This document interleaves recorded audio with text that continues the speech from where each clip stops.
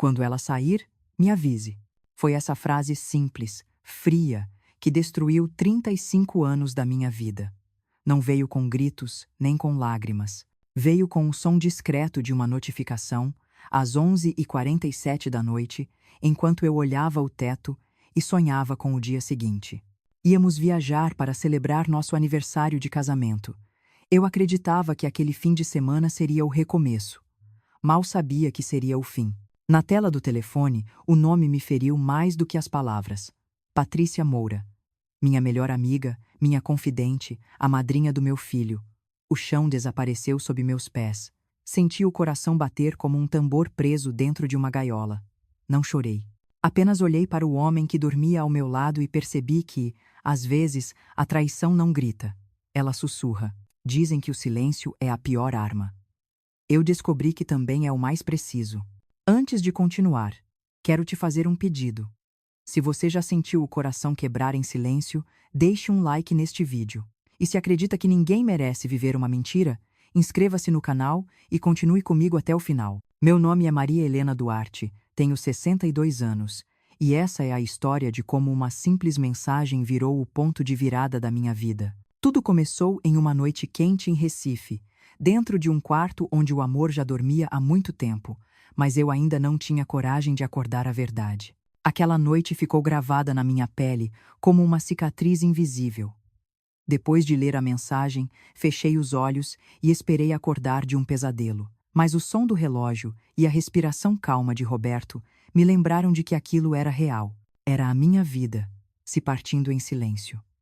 Tentei controlar o tremor das mãos, respirei fundo, mas o ar parecia pesado, quase sólido. Cada segundo que passava, era como se o tempo me castigasse por ter acreditado demais. Durante 35 anos, eu havia construído uma vida ao lado daquele homem. Uma casa, um filho, lembranças, promessas. Tudo parecia sólido como as paredes do nosso lar em Recife. Mas bastou uma frase para tudo se tornar pó. Quando ela sair, me avise. Essas 5 palavras foram suficientes para desmoronar o que levei décadas para erguer. Olhei para ele dormindo. O mesmo homem que um dia me prometeu o mundo agora dormia tranquilo, como se nada tivesse acontecido. Eu quis acordá-lo, quis gritar, quis perguntar o porquê, mas o orgulho me prendeu, e foi nesse instante que percebi algo novo dentro de mim. Não era raiva, era lucidez. Levantei devagar, fui até o espelho e encarei meu próprio reflexo. Vi uma mulher cansada, mas viva. Vi nos meus olhos algo que há anos não via. Firmeza. Peguei o celular e reli a mensagem pela última vez. Então o deixei sobre a mesa e voltei para a cama. Não dormi. Fiquei ali, observando o teto e planejando o amanhã. O sol nasceu tímido, colorindo as cortinas com um tom alaranjado. Roberto se virou, ainda sonolento, e me deu bom dia com aquele sorriso que antes me derretia. Agora, só me causava náusea. Fiz de conta que nada havia acontecido. Preparei o café, como sempre. Tostei o pão, arrumei a mesa, coloquei flores no vaso. Cada gesto era um disfarce. Eu sabia que a melhor vingança é o controle. Enquanto ele falava sobre a viagem, sobre o hotel e o jantar de comemoração, eu só pensava em como tudo parecia ensaiado. As palavras dele soavam vazias, como uma música repetida demais. Eu respondia com monossílabos, fingindo distração. Dentro de mim, algo crescia devagar. Um plano, uma força. Lembro-me de quando conheci Patrícia Moura. Fazia calor naquele verão. Eu havia acabado de me mudar para o bairro e ela foi a primeira a bater à minha porta. Trazia um bolo de fubá e um sorriso largo. "Bem-vinda, vizinha", disse ela. E assim começou uma amizade que parecia sincera. Patrícia era charmosa, educada, daquelas mulheres que encantam sem esforço. Era fácil confiar nela. Eu a admirava. Quando Roberto a conheceu, lembro que disse: "Ela tem uma luz diferente." Eu concordei. Mal sabia que essa luz queimaria tudo ao meu redor um dia. Ao longo dos anos, Patrícia se tornou parte da nossa família. Jantava conosco, viajava conosco. Quando Lucas nasceu, ela foi a primeira a chegar ao hospital. Quando meu marido esqueceu meu aniversário, foi ela quem apareceu com flores. Tudo parecia tão natural que jamais desconfiei. Agora, revendo cada lembrança, Percebia os detalhes que ignorei. O jeito como ela tocava o braço dele durante as conversas, os olhares rápidos, as risadas em sintonia, pequenos sinais que escolhi não ver, porque às vezes o amor nos torna cegos. Terminei o café, lavei as xícaras e fui até o quarto. Roberto arrumava a mala com entusiasmo. Você está quieta, disse ele. É o calor, respondi. Não queria olhar em seus olhos. Ele se aproximou, segurou minhas mãos e disse: Vai ser bom para nós, amor. Precisamos desse tempo juntos. Nali. Sim, respondi com calma. Precisamos mesmo. No fundo, eu já sabia que aquela viagem seria o palco da verdade. Durante o trajeto até o aeroporto, observei a cidade passando pela janela. Recife tinha um brilho diferente naquele dia. As pessoas andando apressadas, o vendedor de flores na esquina, o cheiro de mar, tudo parecia continuar igual, enquanto dentro de mim tudo mudava. Eu olhava para o horizonte e sentia que estava prestes a atravessar um abismo, mas desta vez sem medo. No avião, ele dormiu encostado na janela. Eu folheava uma revista sem ler. Cada vez que via o reflexo dele no vidro, imaginava o que Patrícia representava para ele. Era amor, paixão ou apenas fuga da rotina? Talvez eu nunca soubesse, mas uma coisa era certa: não era culpa minha. Durante anos, eu carreguei a responsabilidade por tudo. Achava que se eu fosse mais carinhosa, mais jovem, mais bonita, ele me amaria como antes. Agora percebia que o erro nunca esteve em mim. Chegamos ao hotel perto do fim da tarde. O mar de Boa Viagem estava calmo, o vento quente. O recepcionista nos cumprimentou com gentileza. Bem-vindos, casal especial. Roberto sorriu satisfeito. Eu apenas agradeci. No quarto, tudo estava perfeitamente arrumado. Flores vermelhas, vinho sobre a mesa e um bilhete do hotel desejando um feliz aniversário. Ironia cruel. Fingindo alegria, tirei os sapatos e fui até a varanda. O mar brilhava como um espelho, e foi olhando para aquele horizonte que jurei para mim mesma que não seria uma vítima. Não choraria. Eu encontraria uma forma de transformar aquela dor em força. À noite, durante o jantar, ele brindou a nós. Eu sorri e toquei a taça. O vinho desceu amargo. Ele falava sobre o futuro, sobre viagens, sobre Lucas. E eu pensava em cada mentira que se escondia entre suas palavras. Em cada noite que ele talvez tenha dito "boa noite" para mim e "te amo" para ela. Quando voltamos ao quarto, ele adormeceu rápido. Eu fiquei acordada, observando o brilho do celular dele sobre o criado mudo. Aquela luz fria parecia me chamar. Peguei o aparelho, desbloqueei com a digital dele. Lá estava. Mais mensagens. Amanhã 10 horas, quarto 304. Ela já terá saído. Meu coração bateu forte, mas minha mente estava fria. Tirei fotos da tela, enviei para meu e-mail e fechei o aparelho. Coloquei o celular de volta e me deitei ao lado dele. O corpo dele parecia distante, como o de um estranho. Fiquei olhando o teto, ouvindo o som do mar lá fora. Senti o vento entrando pela janela, balançando a cortina. Era como se o próprio ar me dissesse que nada seria igual. Naquela madrugada, percebi que o silêncio pode ser mais barulhento que qualquer grito. E naquele silêncio, algo nasceu dentro de mim. Não era vingança, era justiça. Fechei os olhos e prometi que no dia seguinte eu descobriria até onde chegava a mentira. O relógio marcava 2 da manhã quando finalmente o sono me venceu. Mas antes de adormecer, olhei para ele uma última vez. O rosto sereno, a respiração leve. Ele não fazia ideia de que o jogo havia mudado, e ali, no escuro daquele quarto de hotel, entre o som das ondas e o tic-tac do relógio, comecei a planejar o meu próximo passo. Acordei antes do amanhecer. O céu ainda estava cinza e o mar parecia dormir. Por um instante, pensei em desistir, fingir que nada havia acontecido e seguir com a vida que eu conhecia. Mas bastou lembrar da mensagem no telefone de Roberto para o ar voltar a pesar. A traição não era mais uma suspeita, era uma certeza, e certezas não se apagam. Levantei devagar para não acordá-lo. Caminhei até a varanda e deixei o vento tocar meu rosto. O som das ondas era o único barulho. Ali, entre o cheiro de maresia e o gosto salgado no ar, percebi que não havia mais volta. Eu não seria a mulher que fecha os olhos. Seria aquela que abre os deles. Quando Roberto acordou, sorriu, me abraçou pelas costas e perguntou se eu estava bem. Estou ótima, respondi. Ele acreditou.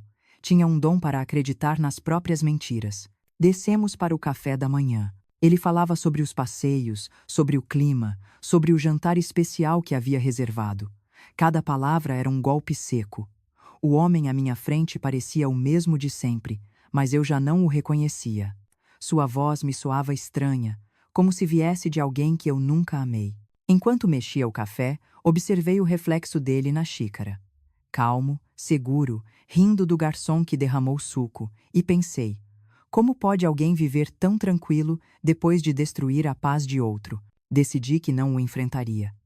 Ainda não. Eu o deixaria afundar com o próprio peso das mentiras. Depois do café, ele sugeriu um passeio pela praia. Aceitei. Caminhamos lado a lado como um casal comum.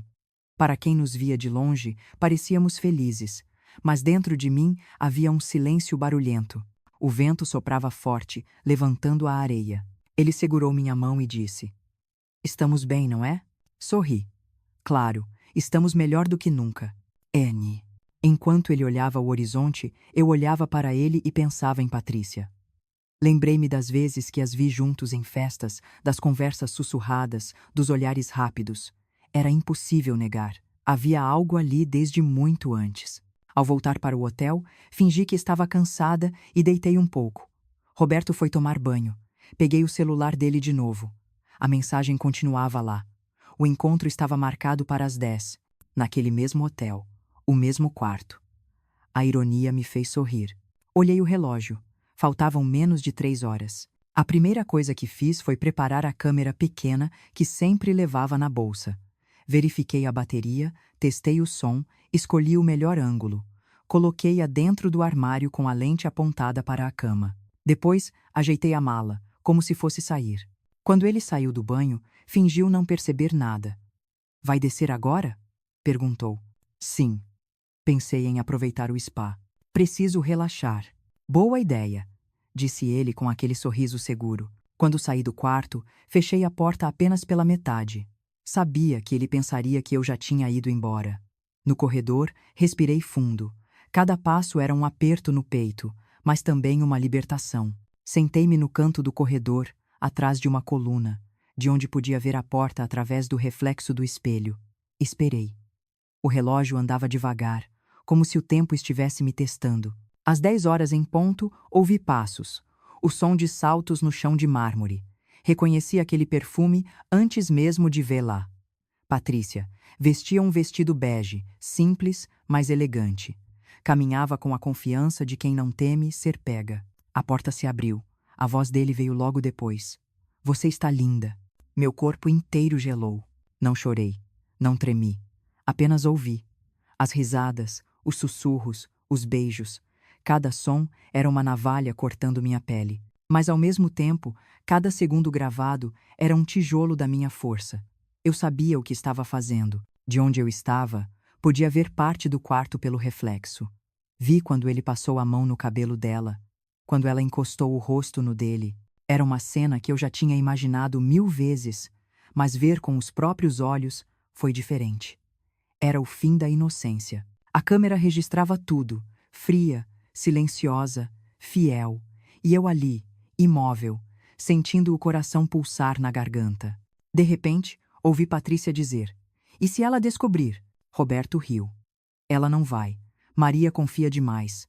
É cega, cega. Essa palavra me atravessou como um raio. Por um instante, quis abrir a porta e gritar. Quis mostrar a eles o que é dor, mas me contive. Lembrei da promessa que fiz a mim mesma. Justiça, não impulsividade. Esperei até ouvir o som da porta se fechando. Patrícia foi embora. Roberto ficou alguns minutos no quarto. Depois saiu, apressado. Entrei em seguida. O cheiro de perfume dela ainda estava no ar. O vinho aberto sobre a mesa, a cama desfeita, uma marca de batom no copo. Tudo era uma confissão muda. Fui até o armário e desliguei a câmera. O pequeno visor piscou uma vez e parou. Segurei o aparelho com as 2 mãos e respirei fundo. Eu tinha o que precisava. Sentei-me na beira da cama e senti as lágrimas finalmente escorrerem. Não de tristeza, mas de alívio. Durante anos, eu duvidei das minhas próprias percepções. Agora, eu tinha provas. A verdade não dependia mais de fé. Peguei meu celular e enviei o vídeo para o meu e-mail. Depois, limpei os registros. Olhei para o espelho. A mulher refletida ali não era mais a mesma que havia chegado naquele hotel. Havia algo novo em seu olhar, uma mistura de calma e decisão. Foi então que uma ideia atravessou minha mente como um relâmpago. Eu não mostraria o vídeo para ele. Ainda não. Eu deixaria que o peso das próprias mentiras o esmagasse, e quando ele menos esperasse, o mundo inteiro veria quem ele realmente era. Nesse momento pensei em Patrícia. Imaginei o rosto dela quando tudo viesse à tona. A vergonha, o medo, a perda. Fechei os olhos e deixei o som do mar entrar pela janela. Era estranho, mas eu me sentia viva. Pela primeira vez em muitos anos, o poder estava em minhas mãos. E antes de seguir, quero te fazer um pedido. Se você já passou por algo parecido, comente aqui quantos anos você tem ou de onde está assistindo. Quero saber quantas Marias ainda existem por aí.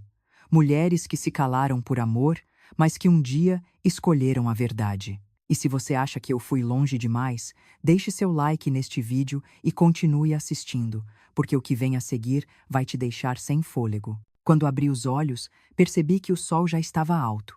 Recife brilhava lá fora como se nada tivesse acontecido. Mas dentro daquele quarto, um mundo inteiro havia desabado. Peguei a câmera e a guardei na bolsa. Antes de sair, olhei o ambiente uma última vez.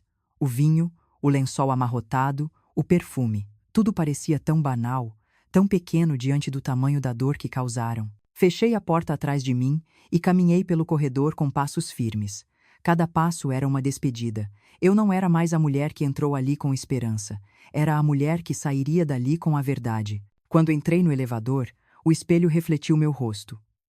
Eu estava pálida, mas serena. E pensei, que ironia! Depois de tantos anos acreditando em promessas, bastou um clique para eu acreditar em mim mesma. As portas se fecharam lentamente. E enquanto o elevador descia, eu soube. O jogo tinha começado.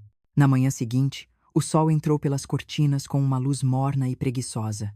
Eu estava acordada há horas. O som das ondas me acompanhava desde o amanhecer. Mas nada conseguia silenciar os pensamentos que ecoavam dentro de mim. O vídeo gravado estava salvo no meu e-mail. Eu o assistira apenas uma vez. Foi suficiente. O rosto de Roberto, o toque de Patrícia, as palavras sussurradas. Tudo ali. Cada segundo era uma ferida aberta. Sentei-me na beira da cama com a câmera nas mãos. Era pequeno aquele objeto, quase insignificante, mas agora parecia carregar o peso de toda a minha história. Pensei em destruí-lo. Por um momento, desejei apagar tudo e fingir que nada aconteceu. Mas logo entendi que não era apenas sobre mim. Era sobre todas as vezes que fui calada, diminuída, esquecida. Era sobre todas as mulheres que escolheram o silêncio por medo. Ouvi a porta do banheiro se abrir. Roberto saiu vestindo uma camisa leve, cheiro de colônia e culpa disfarçada. Sorriu como se nada tivesse acontecido. "Dormiu bem?" perguntou. "Perfeitamente", respondi, com um sorriso tranquilo que ele não reconheceu. Descemos para o café. Eu o observei enquanto ele falava sobre o passeio de barco e o jantar de gala do hotel. Parecia entusiasmado. Eu apenas ouvia, fingindo interesse. A cada palavra, sentia crescer dentro de mim uma mistura de repulsa e clareza. Aquele homem que um dia me prometeu amor eterno, agora era só um ator repetindo falas decoradas. Enquanto ele se distraía com o jornal, olhei em volta. Casais riam, famílias tiravam fotos. A normalidade dos outros me feriu. Como podia o mundo continuar igual quando o meu tinha desabado? Terminei o café e disse que precisava dar uma volta. Ele não desconfiou. Peguei minha bolsa e saí do hotel. O vento quente de Recife me abraçou com força. Caminhei até o calçadão, olhando o mar. O cheiro de sal parecia limpar algo dentro de mim. Eu precisava pensar. Precisava decidir o que fazer com o que tinha nas mãos. Sentei em um banco e abri o celular. Revi o vídeo mais uma vez. As vozes deles ecoaram no fone de ouvido. "Ela é cega", ele dizia. "Nunca vai descobrir." Engoli o choro. Eu já tinha descoberto, e agora ele iria aprender que até o silêncio tem limite. Enquanto olhava o horizonte, percebi que não sentia mais amor, nem raiva. Sentia poder. Um poder calmo, novo, que nascia do controle. Voltei ao hotel pouco antes do almoço. Roberto me esperava na recepção, animado. Estava te procurando, disse. Pensei que tinha se perdido. Só fui caminhar um pouco. O mar estava bonito hoje, respondi. Vamos almoçar juntos? Claro, respondi sorrindo. Temos muito o que comemorar. Adende o resvés, adende resvés. Durante o almoço, ele falava sobre voltar à cidade, sobre o trabalho, sobre Lucas. Eu sorria, mexia o garfo, fingia normalidade. Mas dentro de mim, cada gesto era calculado. Eu não queria apenas confrontá-lo. Eu queria que ele sentisse o peso de tudo. Depois do almoço, ele disse que precisava fazer uma ligação de trabalho e saiu. Eu voltei para o quarto, liguei o computador e comecei a transferir o vídeo da câmera. Cada porcentagem que subia na tela era uma confirmação. Eu não hesitaria. Quando o upload terminou, criei uma nova pasta na nuvem, protegida por senha. Enviei uma cópia para o meu e-mail pessoal e outra para uma conta que Patrícia desconhecia. A segurança era essencial. Eu sabia que o destino gosta de brincar com quem não se protege. Fiquei olhando para a tela. Meu reflexo se misturava ao brilho do monitor. Era estranho me ver assim, tão calma diante do caos. Eu, que sempre temi perder o controle, agora estava no comando. Alguém bateu na porta. Era Roberto. Entrei rapidamente no papel. Desliguei o notebook, ajeitei o cabelo e abri a porta. Estava ocupada? Perguntou. Não. Só estava vendo as fotos da viagem. Ah, ótimo. Vamos descer mais tarde, quero te mostrar algo no bar do hotel. Sorri. Claro, amor. Quando ele saiu novamente, voltei a me sentar na cama. O plano começava a tomar forma.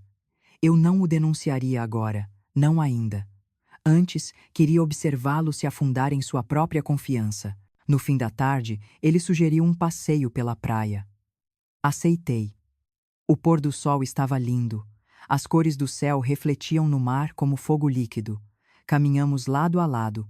Ele segurou minha mão, e eu o deixei. Mas dentro de mim, o toque já não me alcançava.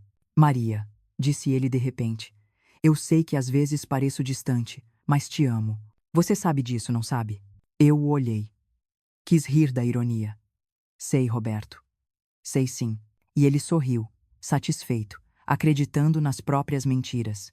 Enquanto ele falava, percebi que o amor que senti por ele havia morrido há muito tempo. Eu apenas não tinha percebido o momento exato em que isso aconteceu. Talvez tenha sido quando ele deixou de me ouvir, ou quando preferiu as palavras de outra. O amor não morre de uma vez. Ele se apaga aos poucos, como uma vela que queima até o fim. Naquela noite, ele adormeceu primeiro. Eu fiquei acordada. Olhei o teto, ouvi o som do mar e pensei em Patrícia. Imaginei-a voltando para casa, acreditando que tudo estava bem. Mal sabia ela que a verdade já havia sido gravada. Peguei o celular e escrevi algumas palavras em um bloco de notas. Quando a mentira se sente segura, é o momento em que mais está perto de cair. Fechei o aparelho e suspirei. Antes de dormir, olhei para ele uma última vez. A mesma respiração tranquila, o mesmo rosto calmo, e percebi algo curioso. Pela primeira vez, eu não senti dor. Senti distância, virei para o outro lado e pensei no dia seguinte. Algo dentro de mim dizia que seria decisivo, mas ainda não sabia como o destino transformaria minha calma em tempestade. E assim, entre o som suave das ondas e o bater constante do meu coração, adormeci com um sorriso discreto. Não de felicidade, mas de certeza. Certeza de que a verdade, cedo ou tarde, sempre encontra um jeito de aparecer. Acordei com o som distante de risadas vindas do corredor. Por um instante, achei que sonhava. Mas quando abri os olhos, a realidade voltou com a mesma nitidez do vídeo gravado. Lá estava ele, dormindo ao meu lado, como se o mundo não tivesse mudado. Como se eu ainda fosse a mesma mulher de ontem. Levantei devagar. Fui até a varanda. O mar estava calmo e o vento quente trazia o cheiro do sal. Recife parecia viver um dia comum, mas dentro de mim nada era normal. A verdade pesava como uma pedra no peito. Eu sabia o que carregava e sabia que, Cedo ou tarde, ela explodiria.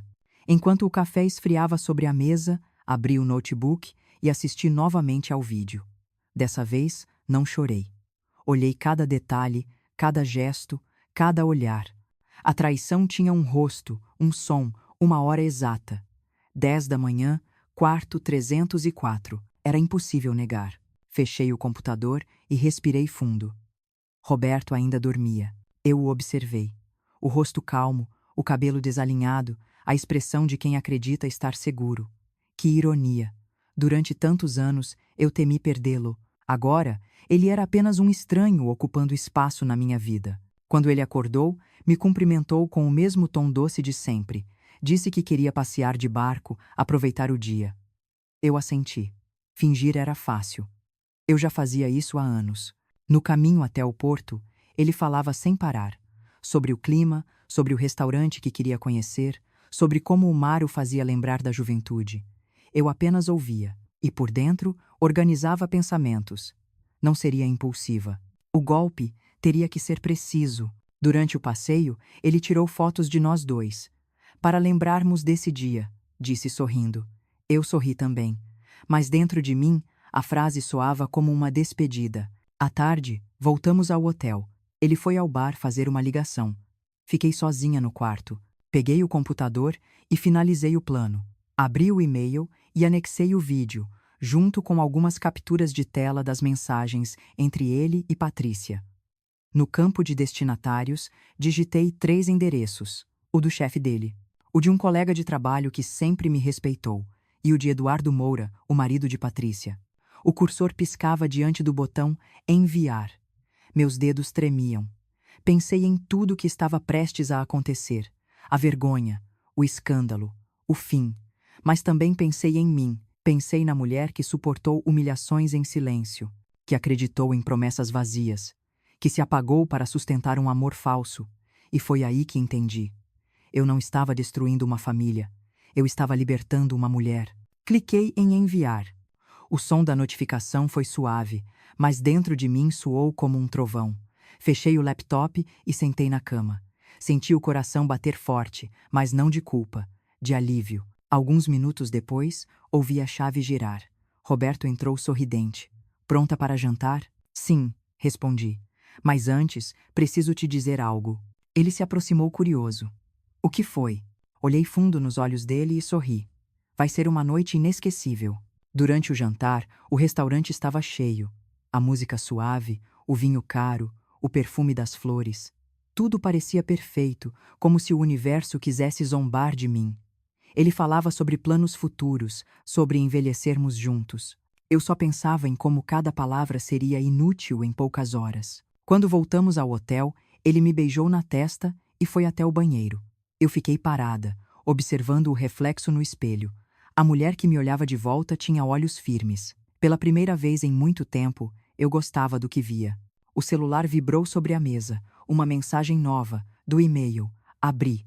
Mensagem entregue com sucesso. DR. Fechei o aparelho e respirei fundo. O destino já estava em movimento. Deitei e esperei. Roberto saiu do banheiro, de roupão, com o mesmo sorriso ensaiado. Está tudo bem? Está, respondi. Amanhã tudo ficará mais claro. Mais claro? Ele riu. O que você quer dizer com isso? Você vai entender. Ele não insistiu. Apagou a luz e deitou.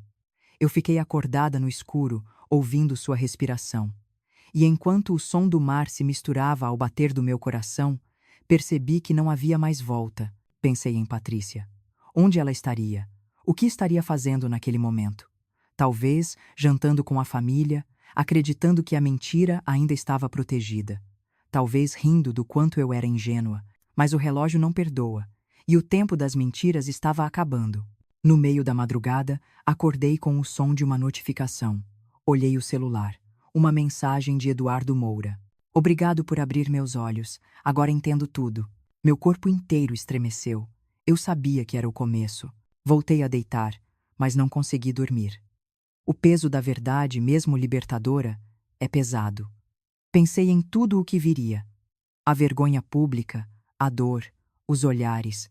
Mas não senti medo, senti força. O sol começou a nascer. O céu de Recife ficou dourado, e o mar refletia a luz como fogo. Levantei, fiz café e sentei à mesa. Roberto ainda dormia, alheio ao caos que se aproximava. Peguei um papel e uma caneta e escrevi uma frase. O amor sem verdade é apenas encenação. Dobrei o papel e deixei sobre o travesseiro dele. Antes de sair do quarto, olhei ao redor uma última vez. A cama desfeita, o cheiro de perfume misturado ao ar do mar. Tudo parecia calmo, mas eu sabia que, do lado de fora, a tempestade já se formava. No corredor, o som de vozes e passos apressados começou a ecoar. Alguém gritava no lobby. O nome de Roberto foi mencionado. Reconheci a voz. Eduardo Moura. Fechei os olhos por um instante. O inevitável havia começado. Caminhei até o elevador. Cada passo era leve. Lá fora, o sol brilhava alto. O vento soprava quente, mas pela primeira vez em muitos anos, eu não sentia calor. Sentia paz. As portas do elevador se abriram. Entrei e pressionei o botão para o térreo. O espelho refletiu meu rosto. Eu não via culpa, nem remorso, apenas uma certeza silenciosa. O som do elevador, descendo, se misturou às vozes distantes. Gritos, barulho de vidro quebrando.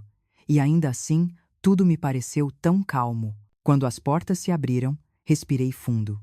A cena no saguão era o caos.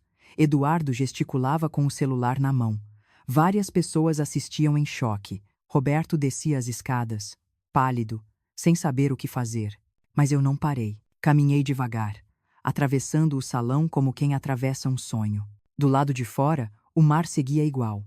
E, ao olhar para ele, percebi algo curioso. A verdade não destrói. Ela limpa. Enquanto o vento batia no meu rosto, pensei apenas em uma coisa. Aquilo era só o começo.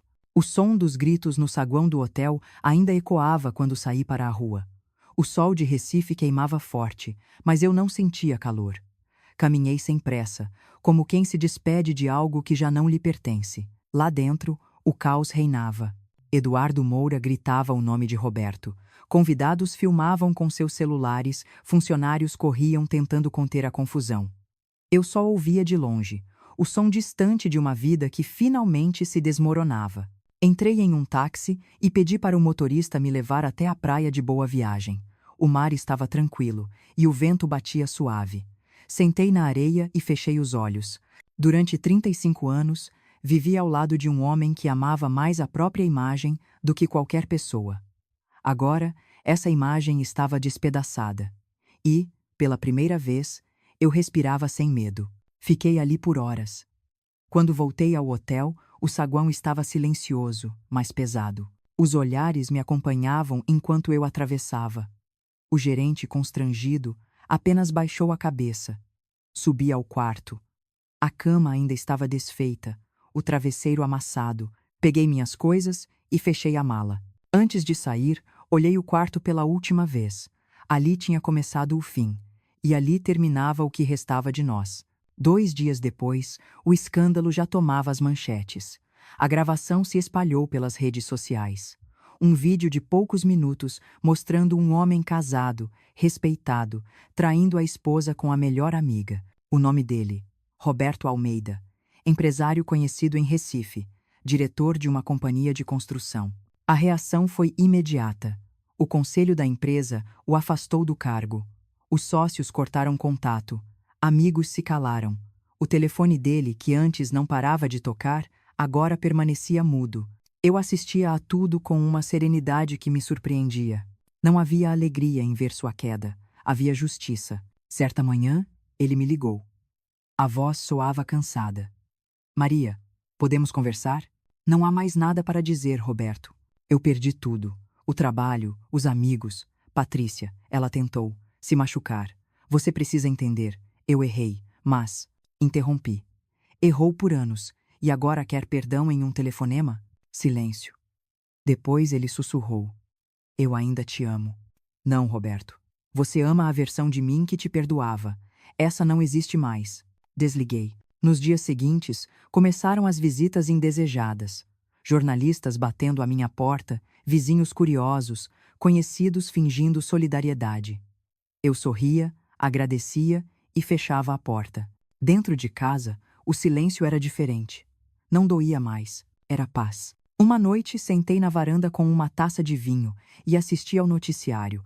Mostravam imagens do escândalo, o vídeo sendo exibido com trechos borrados. O repórter falava sobre o caso que abalou o mundo empresarial pernambucano. A câmera mostrava Roberto tentando sair de um prédio cercado por jornalistas. O rosto abatido, os olhos baixos. Ele já não era o homem que um dia eu conheci. Era uma sombra. Peguei o controle e desliguei a TV. Fiquei em silêncio, ouvindo o barulho da rua. Na manhã seguinte, encontrei uma carta no portão. O envelope sem remetente. Dentro, um bilhete com a letra dele. Maria, eu não durmo. Penso em você todos os dias. Sei que te destruí, mas estou destruído também. Só queria que soubesse que me arrependo.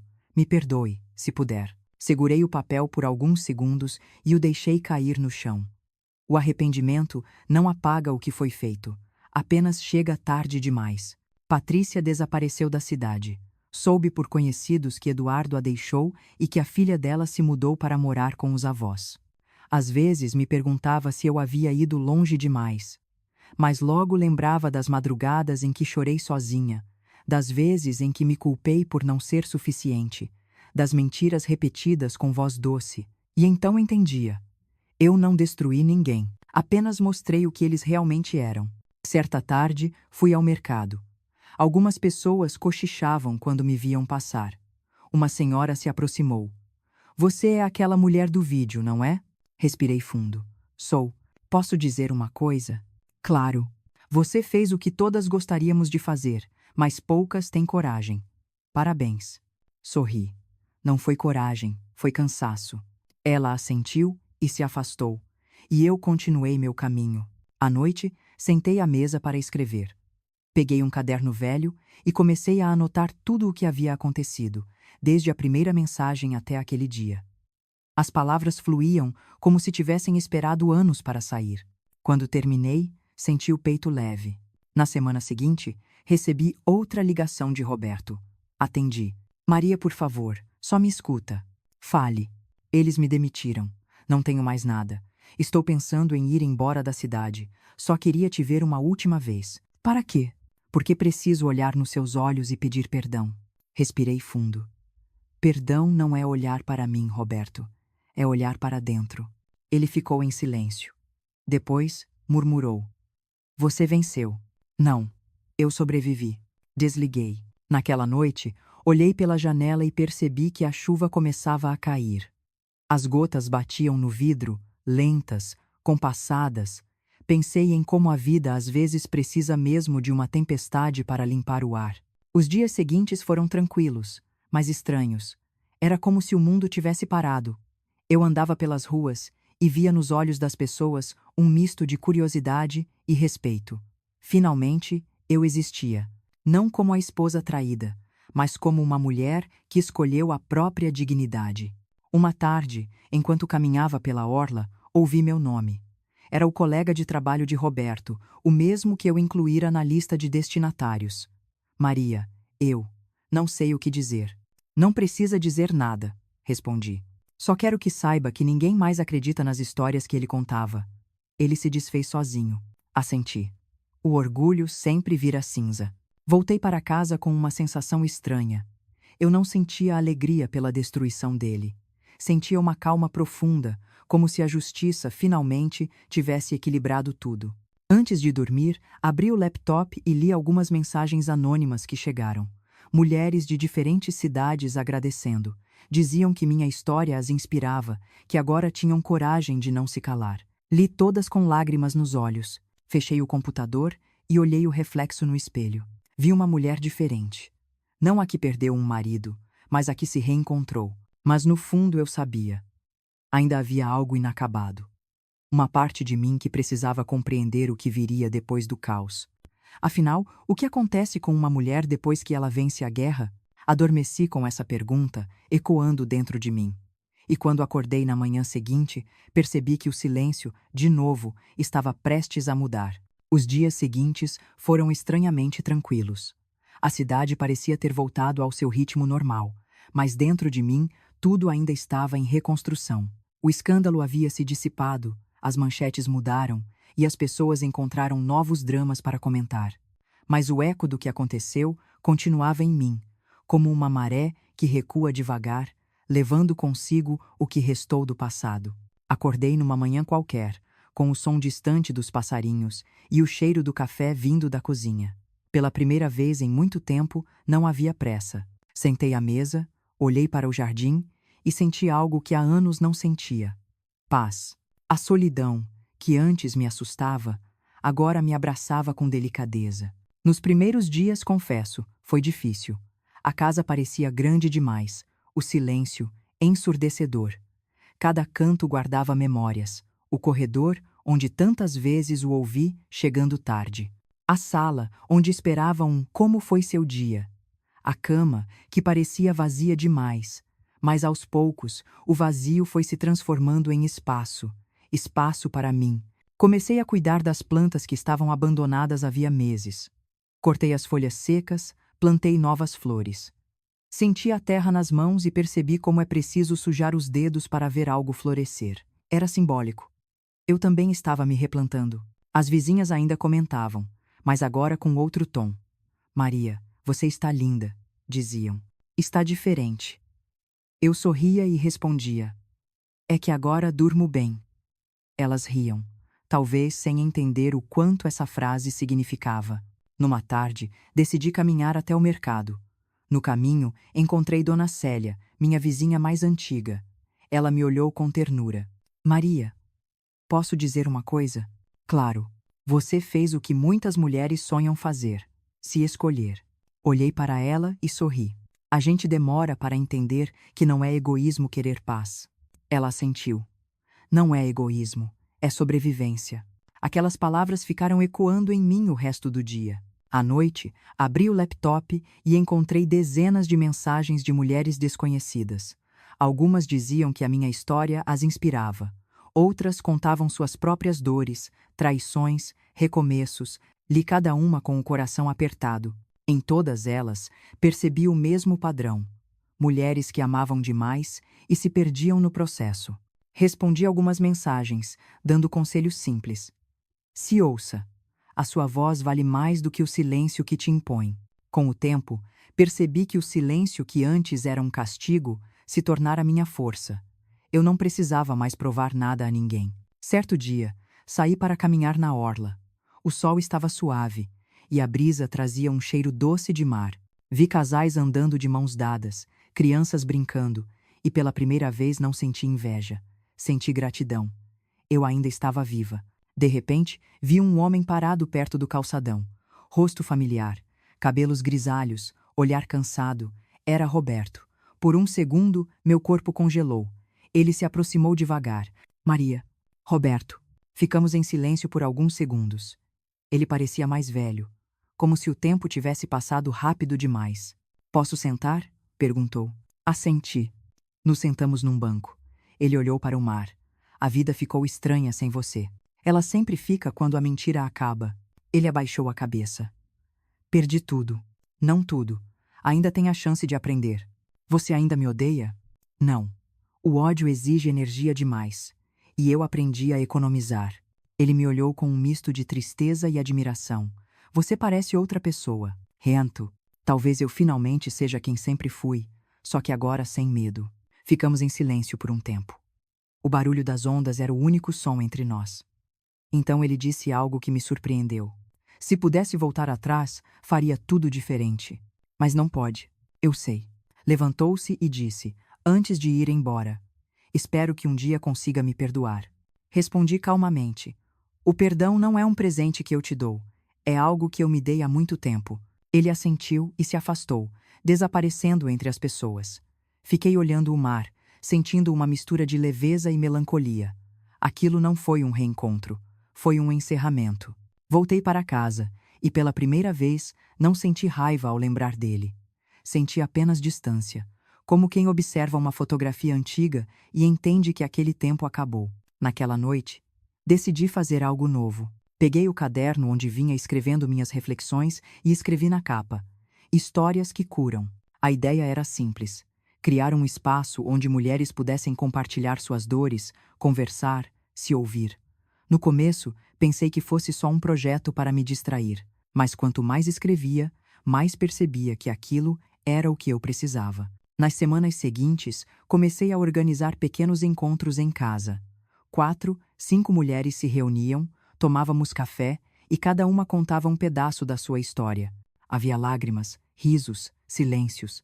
E em cada sessão eu via algo florescer, não nas outras, em mim. Certa tarde, enquanto uma senhora contava sobre o marido que a humilhava há 30 anos, percebi que o que eu sentia já não era dor, era empatia. Eu tinha transformado a minha ferida em ponte. Depois que todas foram embora, fiquei sozinha na sala. O sol entrava pelas janelas, iluminando o caderno sobre a mesa. Toquei a capa e sorri. A vida estava recomeçando. Peguei uma xícara de café e fui para a varanda. O cheiro das flores, o som distante dos carros, a tranquilidade do entardecer, fechei os olhos e deixei o vento tocar meu rosto. E foi nesse momento que percebi que, apesar de tudo, algo ainda me faltava. Não era um homem. Era algo mais profundo. Era a necessidade de entender quem eu era fora das dores, fora da vingança. Abri o caderno de novo e escrevi uma frase. Talvez a liberdade comece quando a gente para de lutar contra o passado. Olhei para aquelas palavras e senti um arrepio. Sabia que estava chegando a uma nova fase, mas ainda não sabia o que ela traria. Ao longe, ouvi o toque de uma mensagem no celular. Peguei o aparelho. Um número desconhecido. A mensagem dizia: "Li sua história. Precisamos conversar. Pode me encontrar amanhã?" Meu coração acelerou. Não reconheci o número, mas algo naquelas palavras me inquietou. Fechei o celular e olhei o mar pela janela. O vento ficou mais frio. O silêncio, que antes era doce, de repente pareceu carregado de presságios. E foi assim, entre o sossego e a dúvida, que percebi que o passado talvez ainda não tivesse terminado comigo. Passei a noite em claro, olhando para o celular sobre a mesa. A mensagem ainda estava ali, como uma sombra acesa dentro de mim. Li sua história. Precisamos conversar. Pode me encontrar amanhã? Não havia nome, apenas um número desconhecido. No começo, achei que fosse alguma mulher que participara de um dos encontros do grupo. Mas algo naquelas palavras me deixava inquieta. Eram diretas, urgentes, quase pessoais. Pensei em ignorar. Mas, ao mesmo tempo, uma parte de mim queria entender. Depois de tudo o que vivi, aprendi que fugir das respostas só prolonga a dor. Então, respirei fundo e decidi responder. "Quem é você?" Esperei. Nenhuma resposta naquela noite. O silêncio parecia zombar de mim. Na manhã seguinte, o céu estava nublado e o ar úmido. Fiz café, abri as janelas e tentei seguir a rotina. Enquanto regava as plantas, o celular vibrou. "Sou Eduardo Moura. Preciso te ver. É importante." Meu coração disparou. O marido de Patrícia, o homem que viu sua vida desmoronar junto com a minha revelação, não o via desde o dia do escândalo no hotel. O que ele poderia querer agora? Pensei em não responder, mas algo em mim dizia que talvez fosse necessário fechar mais uma porta. "Podemos nos encontrar na cafeteria da esquina, às 5. Passei o dia inquieta. Às vezes, achamos que já estamos curadas, mas basta um toque do passado para percebermos que a cicatriz ainda dói. Às 5 em ponto, cheguei à cafeteria. Eduardo já estava lá. O mesmo olhar sério, mas com um peso novo. Ele se levantou, me cumprimentou com respeito e ofereceu um café. Sentei, observando-o com cautela. "Obrigada por ter vindo", disse ele. "Não sei se devia. O passado costuma ser um lugar perigoso." "Eu sei. Mas prometo ser breve." O silêncio entre nós era espesso. Ele mexia o café sem beber. Finalmente, ergueu os olhos. "Quero pedir desculpas." Fiquei confusa. "Desculpas? Por quê?" "Por ter gritado com seu marido naquele dia. Por ter transformado tudo em um espetáculo. Eu estava cego de raiva e, de alguma forma, senti que você também foi atingida pela minha dor." Respirei fundo. "A dor não precisa de plateia, Eduardo. Ela se mostra sozinha." Ele assentiu. "Desde então, venho tentando entender o que nos aconteceu. Como duas pessoas que confiaram tanto puderam ser enganadas com tanta facilidade." "Porque acreditamos demais", respondi. "E porque o amor, às vezes, é a desculpa perfeita para a cegueira." Por um instante, Ficamos em silêncio. O barulho das xícaras, o aroma de café, tudo parecia distante. Eu li sua história, continuou ele. A forma como você escreveu, como falou sobre perdão, sobre se reconstruir, aquilo me fez pensar. Eu ainda não consegui perdoar Patrícia. Ela tenta se aproximar, mas eu só sinto desprezo. Olhei para ele com calma. O perdão não é por ela. É por você. Segurar o ódio é como beber veneno esperando que o outro morra. Marasiá, ele sorriu triste. Parece que você encontrou paz. Encontrei. Mas não foi de graça. Tive que me perder primeiro. Conversamos por mais de 1 hora. Ele contou que Patrícia havia tentado recomeçar em outra cidade, mas a culpa não a deixava em paz. Disse que às vezes pensava em perdoá-la, mas não sabia como. Eu o ouvi, sem julgar. Quando nos despedimos, ele segurou minha mão e disse algo que ficou na minha cabeça o resto do dia. Você não destruiu nada, Maria. Você só acendeu a luz. Voltei para casa com o coração leve e pesado ao mesmo tempo. Às vezes, a paz vem disfarçada de melancolia. Nos dias seguintes, voltei a me dedicar ao grupo Histórias que Curam. As mulheres continuavam aparecendo, cada uma com sua dor particular. Uma delas, Lúcia, era jovem e trazia nos olhos a mesma confusão que um dia vi em mim. O marido a traíra com a melhor amiga, e ela não sabia o que fazer. Eu quero justiça, mas também quero esquecer, disse ela. Respondi com calma. Esquecer não é apagar, é aceitar que doeu e que não vai doer para sempre. Enquanto ela falava, me vi refletida nela. A insegurança, o medo, o desejo de vingança. Senti vontade de abraçá-la, como quem tenta amparar uma versão mais jovem de si mesma. Depois da reunião, fiquei sozinha na sala. Peguei o caderno e escrevi. Talvez a maior coragem não seja enfrentar quem te destruiu, mas seguir em frente sem se tornar igual a ele. Fechei o caderno e olhei pela janela. O céu começava a escurecer. O vento soprava forte, balançando as cortinas. À noite, enquanto preparava o jantar, o telefone tocou. Pensei que fosse alguma das mulheres do grupo, mas a voz do outro lado me fez gelar. Maria. Reconheci imediatamente. Patrícia. Demorei alguns segundos para responder. O que você quer? Falar. Só isso. Eu sei que não mereço, mas preciso te ver. Não temos mais nada para dizer. Por favor, uma última vez. Olhe nos meus olhos e diga que nunca mais quer me ver. Depois, eu desapareço. O silêncio se estendeu. Eu poderia desligar. Era o que faria sentido, mas algo me impediu. Talvez curiosidade, talvez o desejo de encerrar o ciclo por completo. Tudo bem, disse por fim. Amanhã, no mesmo lugar da cafeteria, às 6. Passei a noite em claro, tentando entender o que esperava desse encontro. Perdão? Explicação? Ou apenas a certeza de que nada do que ela dissesse mudaria o passado? De manhã, acordei cansada, mas decidida. Coloquei um vestido simples, prendi o cabelo e saí.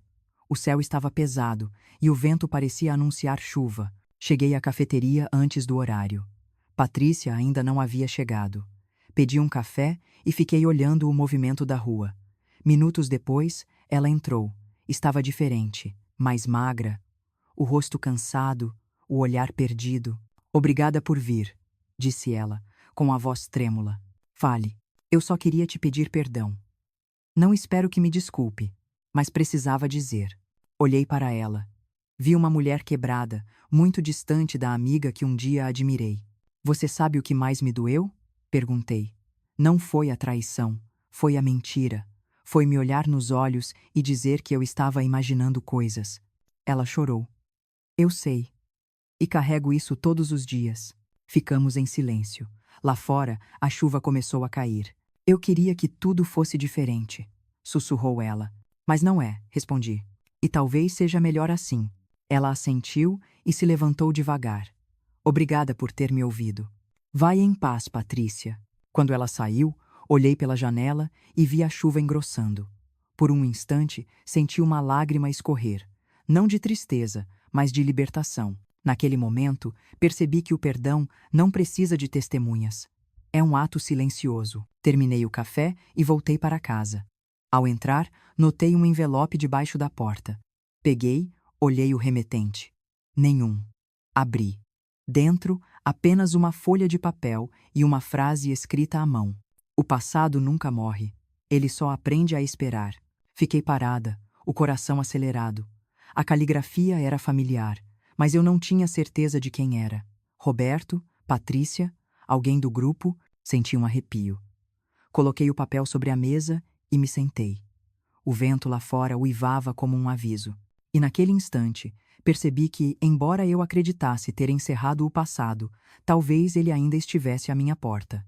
Fiquei parada diante do envelope aberto por um longo tempo. A frase, "O passado nunca morre. Ele só aprende a esperar", parecia pulsar no papel como um eco distante. O coração batia acelerado, e por um instante voltei a sentir aquele medo antigo. Respirei fundo, olhei ao redor e percebi que nada tinha mudado. A casa ainda era a mesma, as flores ainda estavam vivas, e o mundo não havia desabado. O passado podia esperar, sim, mas eu não esperaria mais por ele. Coloquei o papel dentro de uma gaveta e fechei. Senti o clique da madeira como um ponto final. Eu não sabia quem o enviara, mas entendi a mensagem. O passado sempre tenta voltar, principalmente quando o presente está em paz. Mas dessa vez, eu estava preparada. Nos dias seguintes, voltei à rotina. Os encontros do grupo Histórias que Curam estavam cada vez mais cheios. Mulheres de várias idades vinham contar suas histórias, e cada uma trazia um pedaço de dor, um fio de esperança. Eu ouvia, abraçava, chorava junto. Em cada palavra delas, via um reflexo do que eu fui. Uma tarde, depois de uma das reuniões, fiquei sozinha na sala. A luz do entardecer entrava pela janela, iluminando o caderno sobre a mesa. Peguei a caneta e escrevi: "Quando você sobrevive a uma tempestade, o sol nunca mais tem o mesmo brilho. Ele passa a significar liberdade." Fechei os olhos e deixei que as lembranças viessem, não mais como fantasmas, mas como fragmentos de quem eu fui. Vi a Maria ingênua, a esposa dedicada, a mulher destruída e, por fim, a mulher renascida. Era como se cada versão de mim tivesse finalmente se abraçado. Nessa noite, recebi uma mensagem de Lucas, meu filho. "Mãe, vi uma entrevista sua sobre o grupo. Tenho orgulho de você." Li aquelas palavras com os olhos marejados. Durante muito tempo, temi que ele sentisse vergonha de mim. Agora percebia que, na verdade, eu o estava ensinando sem perceber.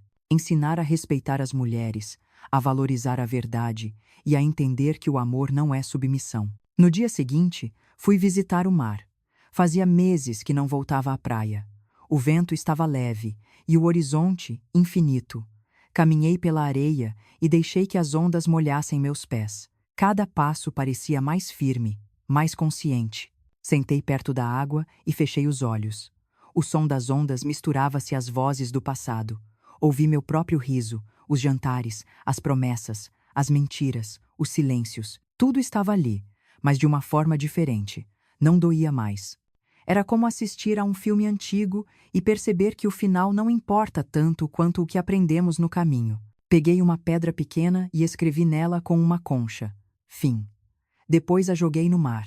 Vi a água engolir aquela palavra e entendi que o fim, às vezes, é só o começo de uma nova forma de existir. Na volta para casa, passei em frente a uma livraria.